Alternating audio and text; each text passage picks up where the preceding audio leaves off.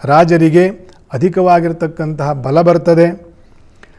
ಗುರುವು ಕೂಡ ವೃಷಭ ರಾಶಿಯಲ್ಲಿ ಇರುವುದರಿಂದ ಅದು ಕೂಡ ಅತ್ಯಂತ ಶುಭವಾಗಿರ್ತದೆ. ಶುಭಗ್ರಹರು ಪೂರ್ವೋತ್ತರ ರಾಶಿಗಳಲ್ಲಿ ಸಂಚಾರ ಮಾಡ್ತಾ ಇರಬೇಕಾದ್ರೆ ಜಗತ್ತಿಗೆ ಒಳ್ಳೆಯದಾಗಲೇಬೇಕು, ಒಳ್ಳೆಯದಾಗುತ್ತೆ ಅಂತ ನಾನಾಗಲೇ ಗುರುಗ್ರಹದ ಬಗ್ಗೆ 3-4 ಎಪಿಸೋಡ್ ಮಾಡಿದ್ದೇನೆ.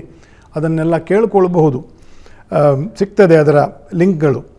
ಸೊ ರಾಜರಿಗೆ ಅಧಿಕ ಬಲ ಗುರುವಿನ ಅನುಕೂಲದಿಂದ, ಶನಿಯ ಮೀನರಾಶಿ ಪ್ರವೇಶದಿಂದ ಪ್ರಜಾರಕ್ತಿ ಬರ್ತದೆ. ಪ್ರಜೆಗಳಿಗೋಸ್ಕರ ಏನಾದರೂ ಮಾಡಬೇಕು ಅಂತಕ್ಕಂತಹ ಮನೋಭಾವ ರಾಜರಿಗೆ ಬರ್ತದೆ. ರಾಜರಿಗೂ ಕೂಡ ಸತ್ಕಾರ್ಯಗಳನ್ನು ಮಾಡುವ ಅನಿವಾರ್ಯತೆ ಬರುತ್ತೆ. ನೋಡಿ, ಇದು ಇನ್ನೂ ಒಂದು ಪಾಯಿಂಟ್. ನಾನು ಆಗಲೇ ಹೇಳಿದೆ, ದುಷ್ಟರಿಗೂ ಕೂಡ ಏನಾದರೂ ಒಳ್ಳೆಯ ಕೆಲಸ ಮಾಡಬೇಕು ಅಂತ ಮನಸ್ಸು ಬರುತ್ತೆ ಶನಿಯ ಮೀನರಾಶಿಯ ಪ್ರಭಾವದಿಂದ ಅಂತ. ಅದು ಇನ್ನೂ ಒಂದು ಪಾಯಿಂಟ್ ಏನಂದರೆ, ಅನಿವಾರ್ಯವಾಗಿ ಒಳ್ಳೆಯದು ಮಾಡಲೇಬೇಕಾಗುತ್ತೆ, ಸ್ವಲ್ಪ ಕೆಟ್ಟ ದಾರಿಯನ್ನು ಬಿಡಬೇಕಾಗತ್ತೆ ಅಂಥ ಪರಿಸ್ಥಿತಿಗಳು ನಿರ್ಮಾಣ ಆಗುತ್ತೆ. ಕುಟುಂಬದಲ್ಲಿ, ಸಮಾಜದಲ್ಲಿ, ದೇಶಗಳ ಮಧ್ಯೆ ಅನಿವಾರ್ಯವಾಗಿ ಕೆಟ್ಟ ಜನರು ಕೂಡ ಏನಾದರೂ ಒಂದು ಒಳ್ಳೆಯ ಕೆಲಸ ಮಾಡೋಣ ಅಂತನ್ನೋ ಒಂದು ಪರಿಸ್ಥಿತಿ ಉಂಟಾಗತ್ತೆ.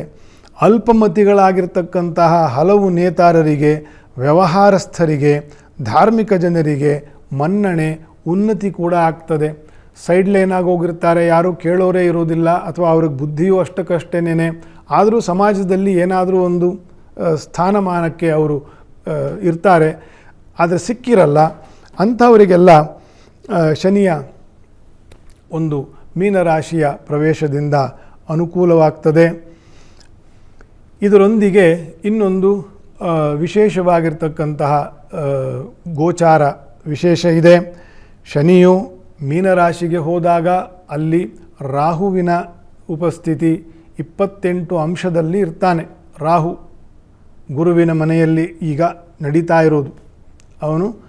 ರಾಹು ವಾಪಸ್ ಶನಿಯ ಮನೆಗೆ ಬರೋದು, ಶನಿಯು ರಾಹು ಇರ್ತಕ್ಕಂಥ ಮೀನರಾಶಿಗೆ ಹೋಗೋದು, ಅದು ಕೂಡ ಈ ತಿಂಗಳೇ ಆಗ್ತದೆ. ಹಾಗಾಗಿ ನಾನು ಕಾರ್ಯಕ್ರಮದ ಆರಂಭದಲ್ಲಿ ಹೇಳಿದ್ದು, ಶನಿ ರಾಹುಗಳು ಅಥವಾ ಗ್ರಹರು ಪುನಃ ಮಕರ ಕುಂಭಾದಿಗಳಿಗೆ ಬರಬಹುದು. ಆದರೆ ಈ ರೀತಿಯ ವಿಶೇಷಗಳು ಪದೇ ಪದೇ ಎಷ್ಟೋ ನೂರಾರು ವರ್ಷಗಳು ಬೇಕು ಈ ರೀತಿಯ ಗ್ರಹ ಪರ್ಮಿಟೇಷನ್ ಕಾಂಬಿನೇಷನ್ಗಳಂತೇನು ಹೇಳ್ತೀವಿ ನಾವು, ಇದರ ಮೇಳೈಕೆಗಳು ಪುನಃ ಈ ರೀತಿ ಆಗಲಿಕ್ಕೆ. ಮೇ 18ರವರೆಗೂ, ಈ ಯುಗಾದಿಯಿಂದ ಮೇ 18ರವರೆಗೂ ಸುಮಾರು 45 ದಿನ ಈ ಮೀನದಲ್ಲಿ ರಾಹುವನ್ನು ಯುತಿ ಹೊಂದುವ ಒಂದು ದೋಷ ಇದೆ. ಶನಿ ರಾಹು ಸೇರಿದಾಗ ಅದಕ್ಕೆ ಕೆಟ್ಟ ಫಲವನ್ನೇ ಹೇಳಿರ್ತಕ್ಕಂಥದ್ದು. ಕೆಲವು ಕಡೆ ಅದನ್ನು ಪೈಶಾಚ ಯೋಗ ಅಂತಂತ ಕರೀತಾರೆ. ಹಾಗಾಗಿ ಒಂದು ಒಳ್ಳೆಯ ವಿಷಯ ಇಷ್ಟೊತ್ತು ತನಕ ಏನು ಹೇಳಿದ್ದೀನಿ, ಮೀನರಾಶಿಗೆ ಶನಿ ಹೋಗ್ತಕ್ಕಂಥದ್ದಿಂದ ಒಳ್ಳೆಯದಿದೆ. ಅಲ್ಲೇ 1.5 ತಿಂಗಳು ರಾಹುವನ್ನು ಬೆರೆಯೋದರಿಂದ ಅದು ಸ್ವಲ್ಪ ದೋಷಕರವೇ. ಶನಿಯ ರಾಹುವಿನ ಯುತಿ ಪಕ್ಕದಲ್ಲೇ ಒಂದು ದೋಷ ಇದೆ. ಅಲ್ಲಿಂದ ನಂತರ ಆ ಮೇ 18ರ ನಂತರ ರಾಹು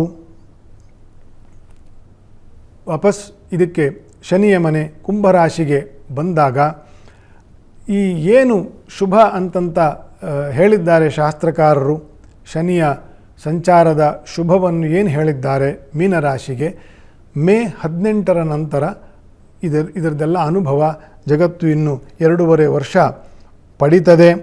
ಒಟ್ಟಾರೆಯಾಗಿ ಹೇಳಬೇಕು ಅಂತಂದರೆ 2018ರ ನಂತರ 2025 ಮಾರ್ಚ್ 29ರವರೆಗೂ ಶನಿಯ ಕೇಂದ್ರದ ವರ್ಷಗಳು, ರಾಹುವಿನ ಕೇಂದ್ರದ ವರ್ಷಗಳು. ಶನಿ ರಾಹು ಉಚ್ಚದಿಂದ ವೃಷಭದಲ್ಲಿ ಮೇಷರಾಶಿಗೆ ಬರೋದು, ಮೇಷದಿಂದ ಗುರುವಿನ ರಾಶಿ ಮೀನರಾಶಿಗೆ ಬರೋದು, ಆಗಲೇ ಸ್ವಕ್ಷೇತ್ರದಲ್ಲಿ ಮಕರ ಕುಂಭ ಮೀನಾಂಶಕನಾಗಿ ಶನಿಯು ಬರೋದು. ಇದು ಶನಿಯು ಮತ್ತು ರಾಹುವಿನ ಕೇಂದ್ರ ವರ್ಷಗಳು. ಹಾಗಾಗಿ ಒಂದು ಸ್ವಲ್ಪ ಸಿಂಹಾವಲೋಕನ ಮಾಡಿದರೆ 18-19ರಿಂದ ಯಾವ್ಯಾವ ಬದಲಾವಣೆಗಳು ಈ ಪ್ರಪಂಚ ಕಂಡಿದೆ, ಯಾವ್ಯಾವ ಸಮಸ್ಯೆಗಳು ಅನ್ನು ಎದುರಿಸಿ ಮುಂದೆ ಬಂದಿದೆ, ಎಷ್ಟೊಂದು ಸಾವು ನೋವುಗಳಾಗಿದೆ. ಯುದ್ಧಗಳು ಒಳಗೊಂಡು, ಕೋವಿಡ್ ಅಂಥ ಮಹಾಮಾರಿಯನ್ನು ಒಳಗೊಂಡು ನಾವು ಜೀವಮಾನದಲ್ಲಿ ಪುನಃ ಆ ರೀತಿ ದಿನಗಳನ್ನು ನೋಡದೇ ಇರುವಂಥ ಪ್ರಾರ್ಥನೆ ಮಾಡಬೇಕಷ್ಟೇನೆ. ಅಂಥ ದಿನಗಳನ್ನು ಮತ್ತು ಪುಣ್ಯಕ್ಕೆ ನಾವೆಲ್ಲ ಬದುಕಿದ್ದೀವಿ. ಇದಕ್ಕೂ ಕೂಡ ನಾವು ಈ ಗ್ರಹಚಾರದ ಒಂದು ವಿಶೇಷವನ್ನು ನಾವು ಗಮನಿಸಬೇಕು. ಶನಿಯ ರಾಹುವಿನ ಕೇಂದ್ರ ವರ್ಷಗಳಿದ್ದಾಗ ಜಗತ್ತಲ್ಲಿ ಏನೇನೆಲ್ಲ ಉತ್ಪಾತಗಳು ಆಗ್ತದೆ ಅಂತ ಈ ಕಳೆದ 5-6 ವರ್ಷಗಳಿಂದ ಏನು ನಮ್ಮ ಅನುಭವದಲ್ಲಿ, ನಮ್ಮ ನೆನಪಿನ ಬುತ್ತಿಯಲ್ಲಿ ಇದೆಯೋ ಅದೇ ಶನಿ ಮತ್ತು ರಾಹುವಿನ ವಿಶೇಷ. ಹಾಗಾಗಿ ಅಂತಹ ಶನಿಯ ಕೇಂದ್ರದ ವರ್ಷಗಳು ಸದ್ಯ ಮುಗಿದಿದೆ ಅನ್ನುವುದೇ ಈ ಮೀನರಾಶಿಗೆ ಶನಿ ಪ್ರವೇಶದ ಹಿನ್ನೆಲೆಯಲ್ಲಿ ಇಷ್ಟು ವಿಷಯ. ಇನ್ನು ಮುಂದೆ ಶನಿಯು ಮೀನರಾಶಿಯನ್ನು ಪ್ರವೇಶ ಮಾಡಿದ ರಾಶಿಫಲ ಮೇಷಾದಿ 12 ರಾಶಿಗಳಿಗೆ ಯಾವ ಅನುಕೂಲ ಅನಾನುಕೂಲಗಳಿದೆ ಅಂತನ್ನೋದನ್ನು ನೋಡೋಣ.